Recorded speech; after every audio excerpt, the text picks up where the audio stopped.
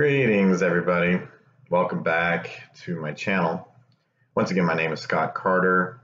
I'm a therapist here in the beautiful state of Utah. Welcome to my therapy office. I specialize in working with teens. I've been working with teenagers for nearly 20 years. I also highly specialize in working with teens and parents.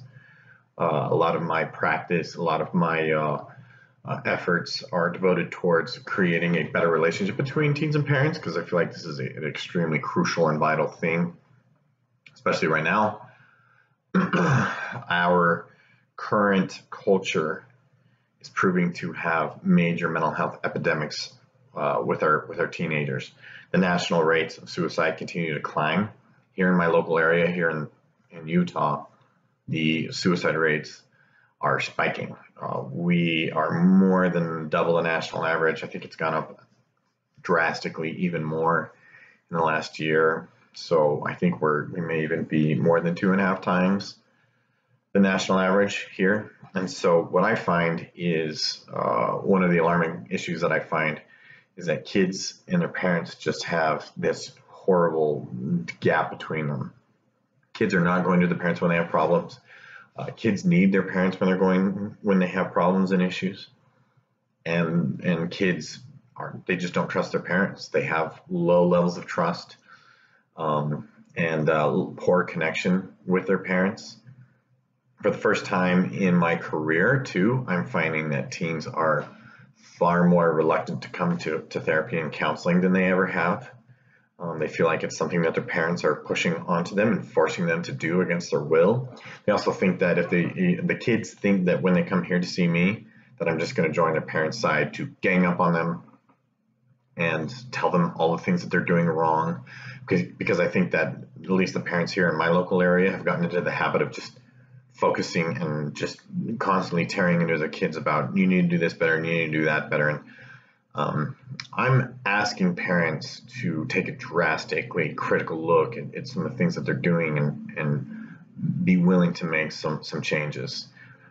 Sometimes I get parents who are very alarmed at the ever-growing rates of suicide, and they start to see their kids develop problems at young ages, and they start to think, holy crap, that could be us. We could come home to a dead teenager. They're sensing that their teen is avoiding them, shutting them out, and basically closed off from them, and they start to worry, like, could that be my kid? Which I think they should be. I think they should stop and go, wait, we got to do something different. So I definitely applaud that. I want to talk about, this video is about cutting and self-mutilation. I'm just going to say cutting. Some people will say self-mutilation, even though self-mutilation comes in different forms. There is like hair pulling, burning. Sorry, I got distracted by my information fire hose. Self-mutilation can come in the form of burning, hair pulling, cutting, picking scabs, picking zits, pimples. But 9 times out of 10, it's like cutting, or I've seen like kids maybe will take like a pencil eraser and do like a friction burn. That's a thing too. There are various ways. Mostly cutting though, so I'm just going to say cutting. And people want to know, why do kids cut? Now, I'll be honest, I don't know that that's necessarily a useful direction or a useful question to even answer. And so I'm going to come at this from a completely different angle, because I think as a culture and society, we are accustomed to coming at it from one angle. We've got to do some things differently. And while I do think it's important to understand cutting to a degree, I prefer to focus on solutions. Okay, solution-based type counseling is what I focus on. Do this, not that. Try this, not that. Say this, not that, et cetera, et cetera, et cetera. So with cutting, 9 times out of 10, I find that the kid does not want to cut. The kid hates it, and they may feel better when they do it, but then maybe like 20 minutes later, 15 to 30 minutes after they cut it, they feel horrible. They feel horrible that they cut themselves. Most of the kids that cut that I encounter want to stop. By the way, kids seem to be doing this at younger and younger ages. For example, I did a presentation a couple 3 months ago at a school district conference on working with troubled kids and troubled families and things like that. And somebody told me that they work in an elementary school and they were seeing fourth graders that were cutting. Fourth graders. And I'm like, how old is that? Is that 8? It's like 8, 9 years old. I have seen as young as 8 years old talking about suicide. And yeah, 8 years old. 10 years old is not, 3 years ago. If you would have told me that a 10-year-old was talking about suicide, I would have been shocked. In fact, I did encounter a 10-year-old about 3 years ago, and I was shocked. But it's not as uncommon as it used to be. But going back to cutting, most kids want to stop. And so what I do is I help them be more motivated to stop and find more healthy outlets. But I am going to answer why they cut, because this particular point is very, very important. There are a couple of reasons. Well, the real reason is control.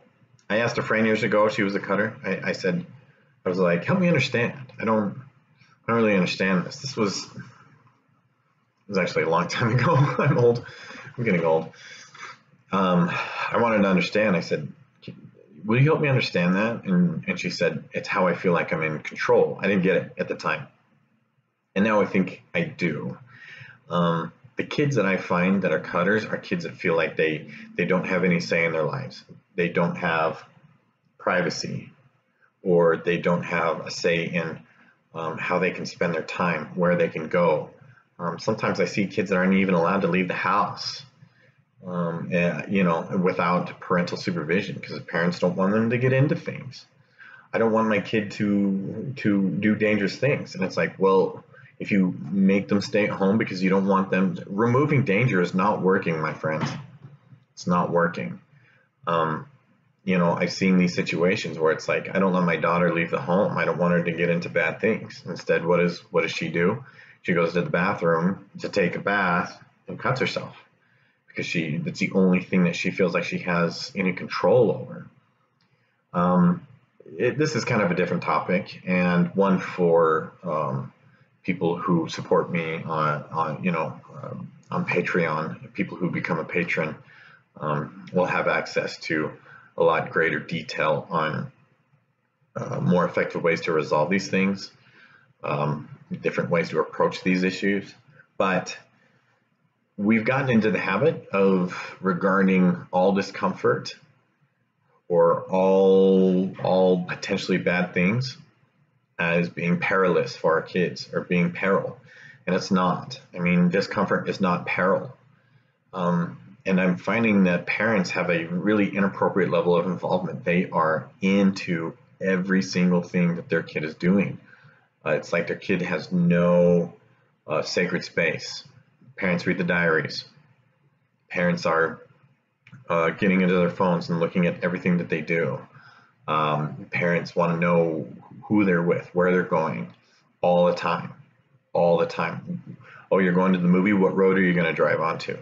And at some point, kids are like, get away from me. I want to make my own decisions. Kids don't want to do dangerous things, but if they feel like the only way they can get any freedom is to rebel, then they're going to do dangerous things. We cannot control them. We shouldn't. It backfires badly. Controlling our kids backfires badly. I even ran into this yesterday where a kid's money supply was cut off because he was buying junk food. And the parent was like, I don't want him eating junk food. Like, well, you're not going to stop him. And you got to pick your battles, man. And not everything is perilous. But the reason why kids cut is because they want to feel in control of something, and that's how they're getting it. So there are a lot of ways to approach and deal with a cutting situation. Kids want to stop, so I try to help them stop, find other outlets, find solutions, communicate better with their parents, get their parents to change their strategies, And quite frankly, controlling parents are parents that are listening to their fears. And we've got to stop doing that. The fearful parent, man, the helicopter parent. Parents don't like to be labeled as helicopter parents, but it's that's what it is. It just is. I'm sorry. They don't like hearing it, and I've encountered parents that are like, I'm not going to stop being a helicopter parent. I know I am one, and I'm not going to stop. So don't ask me to stop. And it's like, well, it continues to have a negative detriment to your kids. And honestly, the research is coming out on helicopter parenting. It's ugly. It's not good. Research is on social media is coming out too. Not good either. Really not good. Culture of comparisons. Different video. That's going to do it for me for now. But if you like my content, please subscribe. Please support me. If you want some really, really good tips, pointers, strategies on effective teen parenting, be sure to become a patron on Patreon. That's where my highest quality content will be found.